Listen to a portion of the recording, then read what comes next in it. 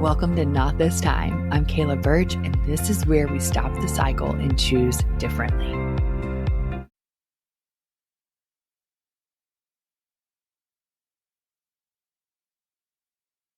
And I love a good trip. I love booking the Airbnb, mapping out the coffee shops, taking the pictures, doing all the things. But the other day, I heard a comedian say that women are always running. They're always booking another girls trip. They're always doing that. And it made me stop and think, like running away from their life. And I thought, oh my God. And then I just laughed. And then I paused a little bit because there's actually so much truth in that. It's not just in the trip itself, but it's in the way we actually keep chasing something outside of us. The way we keep chasing something, hoping it finally makes us feel the way we want to feel. And so today, what we're going to do, we're going to talk about that. We're going to talk about, are you expanding or are you escaping? And no, this isn't about the actual trip itself. Because like I said, I just booked 2 Airbnbs yesterday. So it's not about the trip itself. It's about what it actually looks like and means to us. And this idea that we're always chasing something outside of us is so true. You probably don't even see it. You probably don't even see all of the ways in your life you're chasing freedom and happiness outside of you, because this comes in the form of relationship. This comes in the form of travel. This comes in the form of outcome in business and like being successful. We're always chasing this very elusive carrot of freedom and peace and just overall happiness. And it's always, always, always outside of us. And so going back to when I heard this comedian talking about this, like the reason why it was so true is because when you think about when we book something and that freedom that we feel when we were able to book it, maybe we have the money or maybe we get to spend time with people we really enjoy. All of those things get to stay the same. It's not like those are bad things to have. It's this idea that that's actually better than the life that you're living. And that's when things get a little murky, because I love freaking Arizona. Sometimes I think life is better in Sedona. It's so much better when I'm chilling in Scottsdale, but it's really not better. It's not. It's just a different environment, and my peace follows me into a different environment. And then when I return home back to my life, it's not disrupted. My peace doesn't stay in those spaces. My happiness and my freedom doesn't remain in Arizona. It's with me. And I get to experience that level of peace and freedom and happiness and joy and all of those other human emotions that we have. I get to experience that in a different location within a different environment. That's all. And that's when it can be kind of confusing, because again, those things are fun. So we're not talking about not doing that. We're talking about why you need to have that to take a break from your life. And if you ever need anything, if you ever need a timeout, if you ever need something to break from your actual life, this is an episode you definitely need to listen to. Because we don't need breaks from our life. We need to find the peace within the chaos that's already created in the life that we have. And the more peaceful we are, the more muted the chaos is in the external world. It's how it works. So that also doesn't mean, I get this shit all the time. People hate when I talk about this because they're like, no, it's chaos and I have nothing to do with it. Yeah, cool. We're not talking about you going out and changing the entire world. We're talking about changing your emotional state in reaction to the entire world. And when you can stay calm and peaceful and you're not disrupted in your suffering and the world can just be like blowing up around you, it doesn't mean you don't care. It doesn't mean you're not human. It doesn't mean you don't have a preference, but it means you're so much more capable of actually being able to make a change because you are emotionally stable, period. That's all.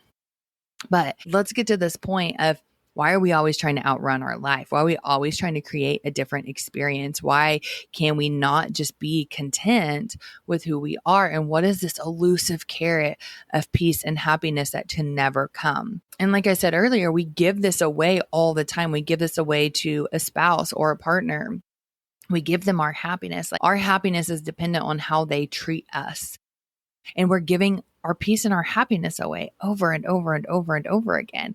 Our peace and our happiness is wrapped up in if our boss tells us we did a good job, or if somebody acknowledges us, or if we get to this very elusive number that we think is our final success. And now we've created this business and life of our dreams. So now we can be happy. That's not how it works. Why are you doing that?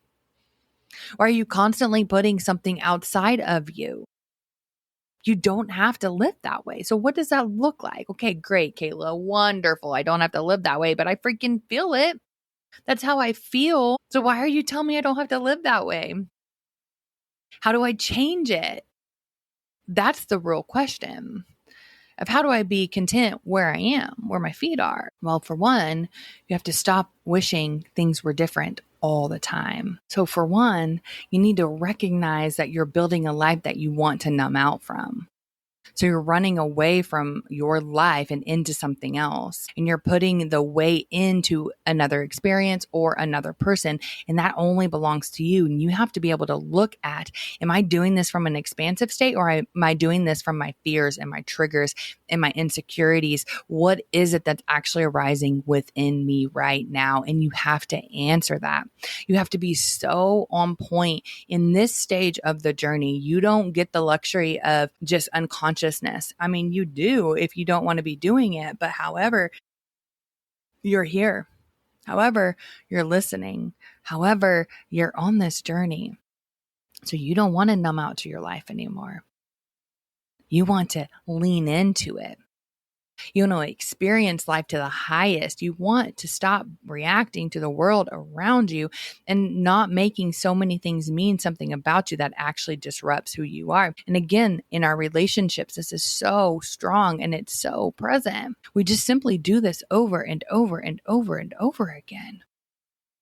So the one thing that you can do to turn this around, to shift the way that this is you have to say, what do I make this mean about me? Why is this my actual experience in life? Why do I need this? What am I disconnected from? What do I actually feel? And I want you to get really familiar with how you're feeling, what you're doing, what your reactions are and what your triggers are, and what the emotions are that arise within them, and take wholehearted responsibility for it. 100% responsibility for what arises. And then you get to move from that. And then you stop running away from life. And then you stop seeing that there's an elusive carrot that holds a key to your freedom and your happiness, because it's simply not out there. It's in here. The only place that you have freedom is inside of you. And that's why you have to get it back. And that's why you have to understand what it is you're feeling. Period. That's it.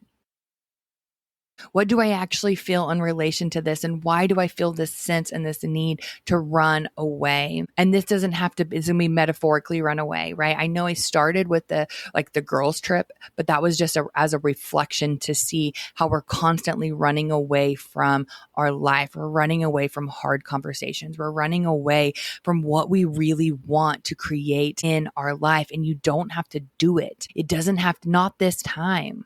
You don't have to run away into something else. You can run into yourself, and that peace can carry with you for a long time if you allow it. The problem is that we don't actually know what peace feels like.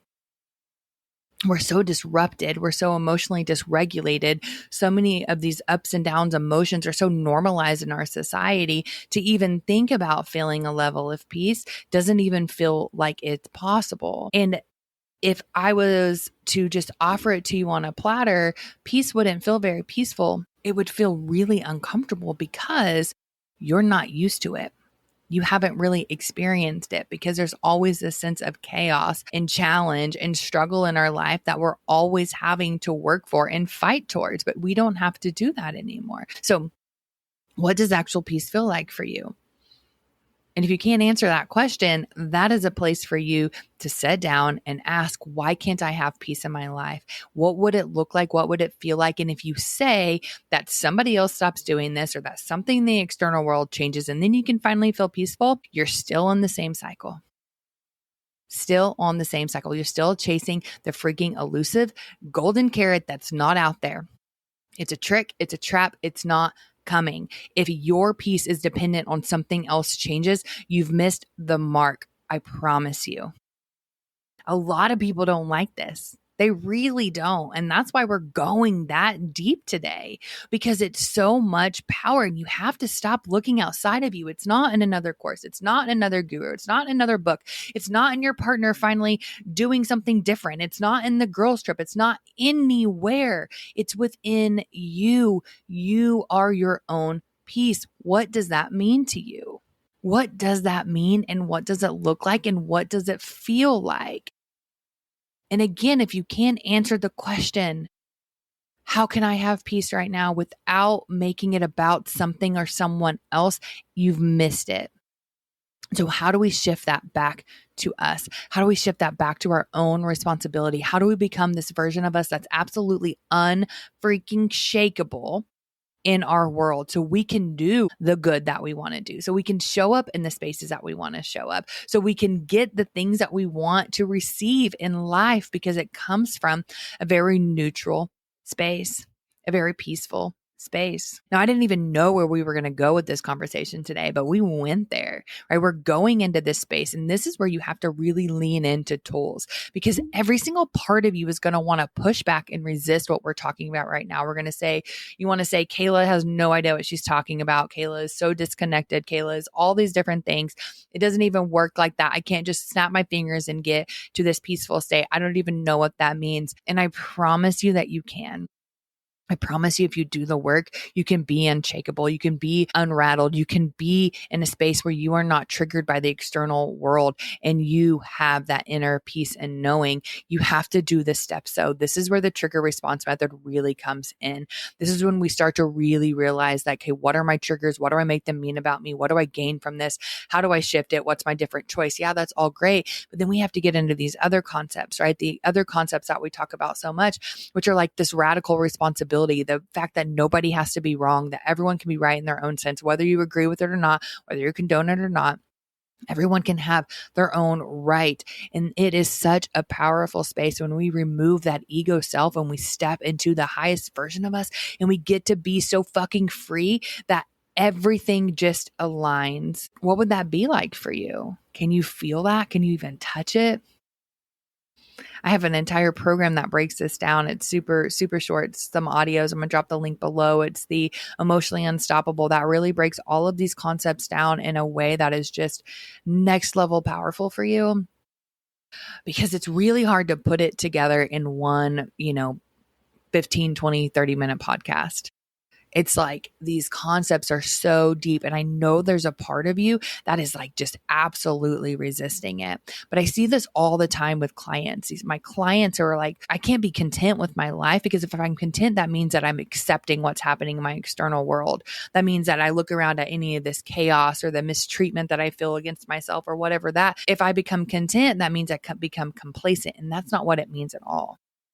Being content in your life means that there's a deep inner peace. And when you're operating from a deep inner peace, you can actually change what's happening around you. And so that contentment is such a powerful space. And that's what my clients get to experience. And you don't know it, and you don't understand it until all of a sudden you experience it and you're like, oh shit, there it is. Oh my gosh, that's what I've been looking for. You're not looking for the girls trip. You're not looking for the success in business. You're not looking for any of these different things. That's not what you're looking for. You're looking for the peace and the contentment that I'm talking to you about right now. I promise. That is where my saying same shit, different package comes from, because that's what we're all chasing. Whether you see it or not, whether you admit it or not, whether you're truthful about it or not, that's it. We all want this inner state of just balance. And it comes with this work. It comes with the emotional intelligence, the identity that we attach to it, the way that we see it, the way that we experience our life, and creating the life that we don't have to run away from. And again, that doesn't mean that it's perfect. It means that we have done the work in our inner state. That's exactly what it means. And that is where you take your power back. That is where you create an entirely different universe and reality for yourself. And then that trickles out to our actual manifested reality. So much power in that, but you have to start by doing this. So I hope that there was something that you take away from today. I'm going to drop the links that I talked about below so you can take this further, so you can open this up. If you have questions, as always, drop it below, because this is the time you get to change. This is your not this time moment. You don't have to fall back into these old cycles. You don't have to chase the carrot. Not this time. You get to decide pieces here. It doesn't matter what's happening around me. I get to set into my own peace. I get to create that. Not this time. I don't fall into chaos. I don't fall into the chasing and the seeking. It's already here and it's already present. So I want to know what stands out for you from this podcast below. Drop it in the comments here if you're on YouTube, or just email me, find me on Instagram, reach out. I want to hear this. I want to know your questions so I can answer those as well, because I know that there are questions around this. I know that there's resistance. So send that my way so I can start to build that for you and help you understand it so you can change your reality as well. I'll see you next week.